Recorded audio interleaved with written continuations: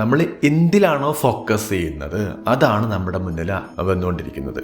നമ്മുടെ sub conscious mind ഒരു searching എഞ്ചിനാണ്. നമ്മൾ എന്താണോ ചിന്തിക്കുന്നത് അത് നമ്മുടെ അനുഭവങ്ങളായിട്ട് വരും. അതുകൊണ്ടാണ് ഗീതയിൽ 17-ാം അധ്യായത്തിൽ 3-ാമത്തെ ഒരു ശ്ലോകമുണ്ട്, യോ യസ് ശ്രദ്ധ സഹേ വസേ. എന്തിലാണോ നിങ്ങൾ ശ്രദ്ധ കേന്ദ്രീകരിക്കുന്നത് അത് നിങ്ങളുടെ അനുഭവങ്ങളായിട്ട് വരും. ഈ ഒരൊറ്റ ശ്ലോകം പഠിച്ചാൽ തന്നെ മതി. അതുതന്നെയാണ് നമ്മുടെ ബുദ്ധ പറഞ്ഞിട്ടുള്ളത്, what you think you become. അതുതന്നെയാണ് ഖുർആനിൽ പറഞ്ഞിട്ടുള്ളത്.